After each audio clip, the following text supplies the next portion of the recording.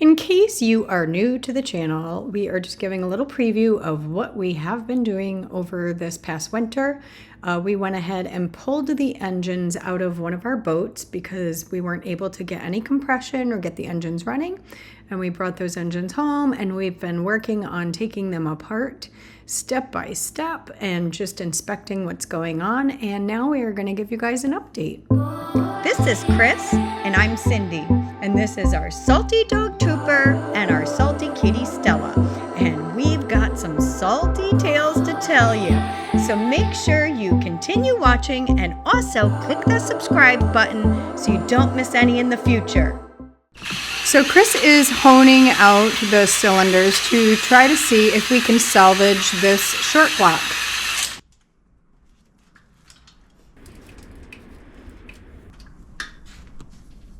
So there's a scratch in the score in the cylinder wall, so I'm trying to see if I can hone it out. Because all the other ones are fine, right? Yeah, they're pretty good. I should hone them anyways because they do have some minor scratches in it. Mm-hmm.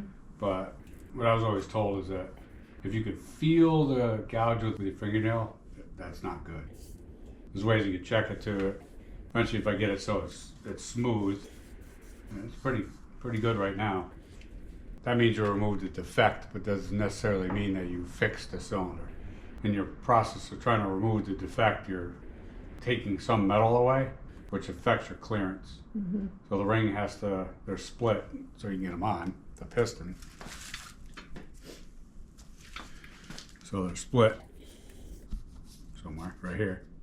So you get them on, and plus it's getting hot and cold, and there's expansion and contraction. If you had solid piston rings, they lock up immediately because the temperature and the way this grows is moving all the time.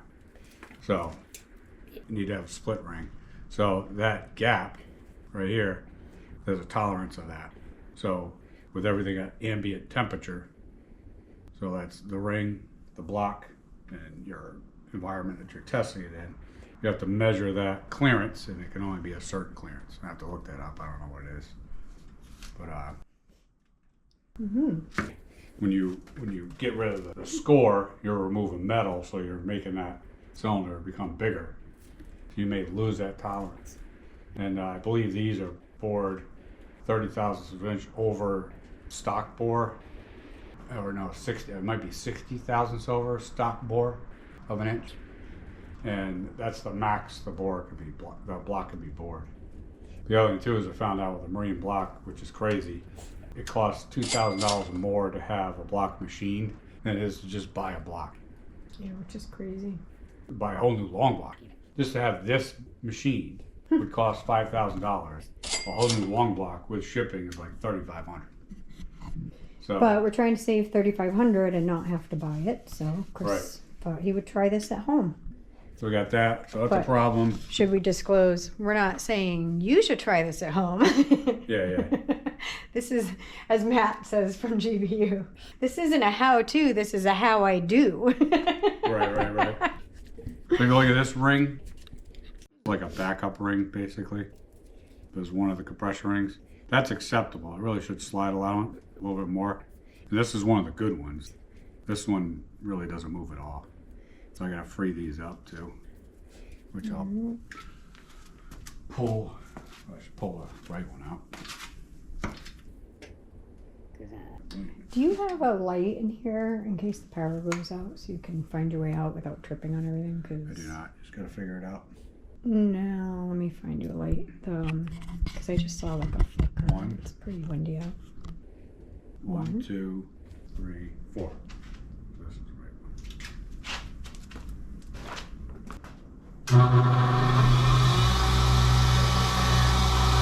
I wanted to hop in and explain that even though this video isn't as fun as our previous videos, it kind of explains where we're at with our boats, and hopefully will help somebody else solve these problems in the future, because we don't want anyone to ever go through everything we've gone through with this boat, and you're going to get to hear more about that in a little bit.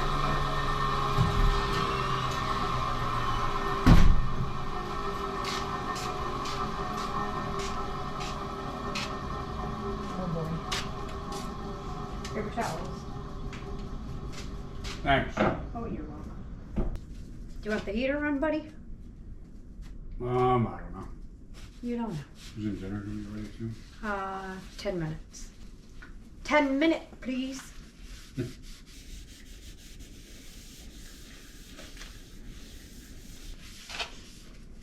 Did it help at all, or am I asking too many questions? It did? You don't feel like the fingernail gouge thing? Correct. Oh. Oh, that'd be cool. Yeah, if it but works. that's one step. I know. You can easily make it go away. You can also ruin the clearance. Yeah, exactly. But I mean, after watching all the videos and seeing everybody else have such a hard time doing it, I'm surprised how easy that was. Go on, have it. How's it going? Well, pretty good there. Yeah? Yeah. So did you finally know what you needed your gap to be? Getting there. Okay. And are those gaps too big like you thought? I gotta keep working towards it. I'm getting more and more Okay. understanding. Oh, good. You're getting more understanding. You sound so smart.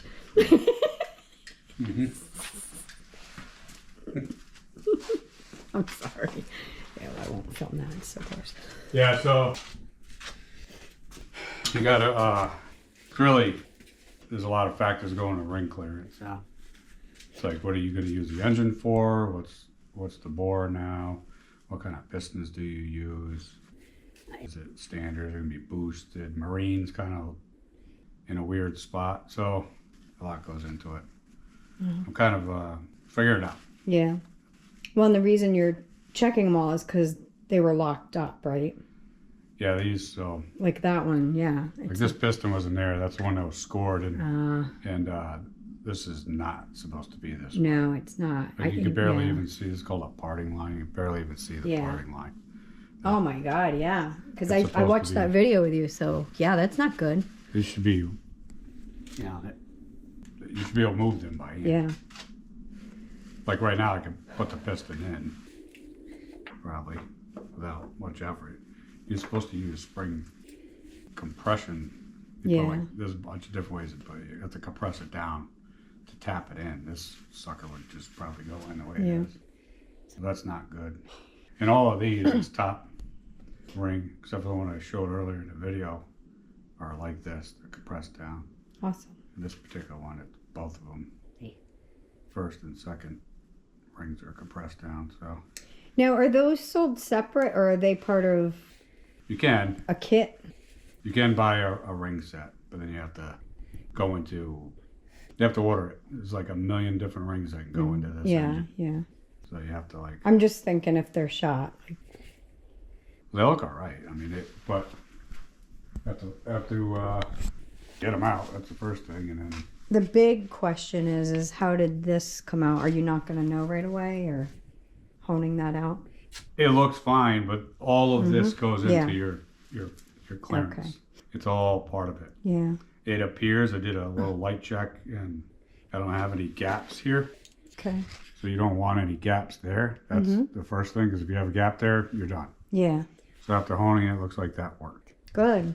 But we got to do everything else Yeah. too. Okay. And then this engine I haven't really been involved in. Oh, we still got to take those out. Well, that one's done. Oh God, yeah. Seriously toasted. Oh. And I have to try to check. Looks like there's like sleeves in it, maybe. I don't know, but I dug some stuff out, and this was worse than this. Oh my This God. is salty crap that got in there. You can see there's all kinds of corrosion, which might clean up, but then you see a lot of scoring and All right. stuff like that. So So are we thinking we're going to table this one and definitely get a long block for this? And then yeah, I think I see gotta what get we one could do block. after maybe? This hydraulically locked. I have to check the connecting rods are bent, which Yeah. I think happened. Because this got so much salt water in it, it actually put too much pressure in the piston. I actually got a head leak, a head gasket leak that happened like right when it stopped. Because it was too much pressure for it to go into. You can tell that. So we know 100% we're going to get a long block to replace that engine. Yeah, I would probably say so. So then we're just trying to figure out this one before we So you see right there. order them. So it's Yeah. supposed to look like this, That's not not good. like that. So, Okay. and then same thing over here. And that was the good engine, right? I mean, they're both brand new engines. So. I know. The one I messed around with most actually fared better. I don't really think that's a function of the engine so much as to how it was, because that one was a lot higher. Because I don't know if we've gone over this yet in the video, but the problem with this boat is the pitch of the exhaust. The exhaust comes out, it mixes with the raw water that cools the engines. These are freshwater cooled. So in boats, if you don't know, it has like a heat exchanger. Raw water goes through one side, there's a bunch of little tubes, or it goes through little tubes. It goes through other things, but then it gets injected into one side of the exhaust, and the exhaust goes through, and then it comes out, and it mixes together as it goes to leave the boat. That pitch in this particular boat has been a problem. So when it's like low idle, there's a little bypass line which shoots out the side, so you're good there. But when you go full speed, which is a little bit different than all other boats, it fires it down below the boat, not the side, not a little bit below the water line. Literally fires it down below the boat. And in between the idle and low RPM ranges, and when as you start working up into high RPM ranges, it's too much for the engine to push that water down. So it stacks up in that pipe, stacks up into your exhaust system, and starts coming back. And if you don't have the boat pitched perfectly, like our generator's bad, I said I'll just pull that out and deal with that later. I'm gonna get the engines running, and then I don't know, taking the engine out took the weight out, which made it go this way more. The boat go that way more, so it was doomed from the get-go. And because that one was higher, it took almost a lot of the down angle out. It was, right from the get-go, I was getting salt water in it immediately when you started. And that was it. Yeah, so long story short, saltwater intrusion locked our engines. So we're trying to salvage this one. And we won't make it like just salvage. Chris will make sure it is a perfect engine. And we're going to have... Yeah, I refuse to we don't sell anything that's... Yeah.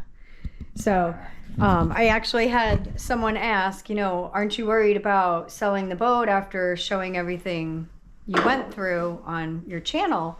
A couple people. And at first I was concerned about it, but then I was like, no, because we're not going to sell this boat unless it's turnkey. I'll tell people about it. I'm not... Yep. And this way it'll actually give somebody references to some of, how things go and how things work on the boat. But we've always kept in touch with the buyers of our boats, and we always sell turnkey boats for sure. Yeah. And this will be turnkey. And we knew, like, if we weren't going to put the money into replacing the engines, then we would have just parted the boat out. We weren't going to sell it the way it was to anyone or try to piece this together and sell it. And it's worthless without the engines running. Yeah, it is. And we're going to make sure the engines are purring like kitties. Yeah. Right now we're focused on getting 2 engines that run. But then I got to come up with some way to fix the exhaust problem so this doesn't happen to the next owner ever again, or even just to us. I mean, I hate to get it in and have it immediately happen to us, but you don't want to sell a boat to somebody, because I figured out to test it, I have to put ballast. I put some concrete in there to literally level the boat out in the back, and I could probably put engines in there, get it running, and be like, good luck to you. But that's not the right move to make. You should solve the exhaust problem and then tell people about it so that they know. Yeah, and we've done a lot of research and asked a lot of people, and nobody seems to have like a very clear answer on how to solve it. So we need to figure out how to solve it. I want to solve it because there's a lot of this is actually, for this style boat, if you're into like a 35-foot boat sort of thing, this is the most popular boat there is, at least in the U.S., maybe even the world. There's like 1 million Searay 330 Sundancers out there, and they all have this problem. We have quite a few in our marina, and it's like, yeah, I just had my engines done. I have to get my engines done. You know, or you're in that honeymoon period where you're hoping nothing happens. But nobody's solved the problem. People just keep putting engines in them. And that's not really the way to go. No. It's not affordable either. Yeah, if you're loaded, which we're Yeah, not. I know. So you can. Because I mean, you could literally put brand new engines in it and have the water intrusion happen, and then your engines are gone. I mean, that's pretty much what happened to us. These weren't brand new, but that's what happened. Searay came up with like this lift muffler design, but even that really didn't solve it because it's not. It doesn't. A lift muffler, which is what most boats have, would theoretically be the right thing, but the one that you don't have a lot of real estate there, so it doesn't really work. What You have about to try to come up with some design. what about a lift muffler with the 5-inch risers combined? Would that maybe be the fit? You got to do the. Yeah, It's going to come down to probably some math and a little bit of mechanical aptitude. One thing I do know is if I did like almost a cigarette boat design, you just fire out the back, you will never have water intrusion problems. The problem is it's loud. There is one guy that I saw who did exactly that because he got sick of replacing his engines. And he said his is quiet. But you can't just put like cigarette boat type exhaust because that's designed to be high performance and loud. You really don't, you're not looking for this thing to be, you know, a speedboat. You just want it to eliminate the water reversion problem. So he put like big mufflers on each side. He said it was quiet. He said he did one type and it was pretty loud and annoying. He said he did another type and it wasn't that bad. So right now my heart says that's easy. I know, and it would be under the swim platform, right? Yeah. So that would help muffle the sound a little bit. Yeah. Um. Because like cigarette boats basically do a straight pipe. That's Yeah, that's annoying. disgusting. And plus their engines, they're like performance cams in them, superchargers, and all these other things to make it faster. And when you do all that, just adding that alone makes it louder. And then you put straight pipe exhaust on it, which makes it even that much louder. If I'm using regular clunky MerCruiser manifolds of risers, and then going into a muffler, fiberglass muffler on each side, I think I might be able to solve it.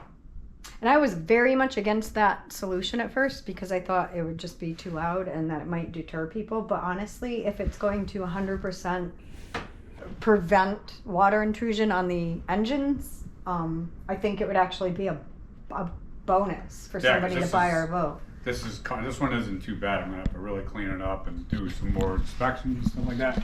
But I mean, look at this thing. Yeah, This it's is disgusting. a new long block with 0 hours on it. 0. No, wait, maybe like No. 0.1 hour. Yeah, maybe 10 minutes. It was. It's It was. Wait, destroyed. what? It was that day, right? That we Yeah. were. Okay, so anybody that watches the channel will know, like, our first couple videos were basically us breaking down nonstop, and it was our second shakedown after we got the engines running, and we broke down, and we had to wait for sea tow, and we were out in the ocean, and that's like when the boat stopped running, that's when the water went. Well, it was kind of like, Right? so because we had the pitch messed up. Yeah, we didn't have the part of concrete reason why- in from the part of generator. reason why yet. it wasn't idling right is because it's trying to fight salt water. So it's kind of from the get-go, because the whole system, the way they design it, would be fine if you have no pitch problems. And we didn't have a generator in, so we kind of started up and immediately went into fighting salt water. So that's probably why it wasn't idling. Really? So you're fighting salt water, but you're halfway winning the battle because you have compression and exhaust half-witted getting it out. And then you go and you try to get up to speed. You get up to speed and now you get into the computer problem because we couldn't get past 15 miles an hour or something like that, whatever it was. It was not going any wasn't faster. right, It was like, yeah. it would work like a dream. And I kind of backed down a little bit, we went back up, and it would do that. We're up to 15 miles an hour. And then we're kind of, I said, well, and you know how it is, you listen to the King of the Hill guys are all hanging around your, oh, blow it out, you gotta take it out and blow it out, and it'll be fine. And so you're like, after a couple years of putting a lot of work and effort into these things, you know, 2 engines gone, I could only get part of the parts that I needed for one. I had to take it out and do it again. Now you kind of get desperate. You're like, all right, maybe these guys are, everybody's saying that they're onto something. So we took it out. Probably shouldn't have done that. But it is what it is. took it out for a ride, tried blowing it out, and then it started like not really running good. So I was like, let me just come back down and see if I can maybe tweak the timing. I backed down, and it just, all the water just like vacuumed right into the engines. And like this one made some horrendous noises and locked up. And the other one, you could still kind of spin it, and you got it running a little bit, but it was sputtering. But and then now that you know, you understand, this one was sticking way up high, so that's suffering, taking the heat for everything. And that one was partially excuse me, partially sticking up. Because on that one, it's only on one side where the exhaust valves got stuck, not the other side that was lower. So yeah, we know exactly when this happened. But it's so sad because we bought our boat, and on the way home, the boat broke down. And then a couple months later, we lost the first engine. Well, I knew I was going to have to get into that. And I was kind of, between that and the generator, quick summary. we kind of knew that I was going to have to get into it. It sounded like an intake leak, but what it really was is the common problem is I had one valve that was stuck open. It wasn't touching the piston yet. So I knew I was going to be in the engine, and then I just figured we'll enjoy it that year, and then this winter I'll try to find the intake leak. But meanwhile, it's a valve that was stuck and bent. And then it worked its way out, and all of a sudden it started going ting, ting, ting, ting. And that threw everything off, and then the engine was shot. So here we go. Party started. And yeah, but here we are what today. was it 3 months after that engine went, we lost the other one, right? No, we went the whole year putzing around with that one season, on one engine. And then we got the parts. We got the parts for that engine. That winter, I rebuilt it. He rebuilt it, put it in, running, and then we lost the other one. Put it in, right? and it started making noises because the bearings were shot in the one of the connecting rod bearings. But I couldn't get a short block, so I was like, this whole deal is basically I'm gonna have to buy heads anyways. But to pull it, engine out, put it in, pull it out, and pull it in again, it was only like $400. So it was kind of like, let's take a risk and maybe that's all it needs. Because everybody's like, did you measure the bearings? I'm like, I can't get those parts anyways. So I'm not going to lose anything really. I'm just not going to continue to have that engine. So anyways, it ran like a champ. But that bearing was singing like you weren't so we were not using it. And then I was like, yeah, we're not going to use it. And then it was other engine. Then the short block came in. Okay. Took the engine out. That's put right. it all together, there was that extra time. Put it back in. And meanwhile, that fuel sat in there for a really long time. I couldn't get it running. And I was like, I think it's a bad fuel. And I spent a lot of time. And then we're still kind of putzing around the other engine. And that went. Then that one went. And then when we finally came to the decision that the fuel was not good, we had to pay $1,000 to have $1,000 worth of fuel pumped out of our boat so we could replace it with $1,000 worth of fuel. Which got stolen. Which got stolen from our marina. So that summer, that kicked us in the butt. So that just gives a little prequel to where our channel started. And we were in the midst of all of it when we started the channel. And I probably shouldn't have started the channel. But we had to wait again. For parts. But then we had to wait for Long Block again. Block came in, rebuilt that one, put that one in. And now pumped out the fuel. Yeah. Thing, and then we're like, all right, we got them both running. As soon as we did the fuel thing, fired it up. Although it wasn't holding idle. Little did we know, it's because it's fighting salt water. Salt water, and yeah. So here we are, and we're just being patient and taking it like one step at a time. Oh, yeah, you don't touch metal in the winter. Our hearts beat to the city streets. We began to feel the fire.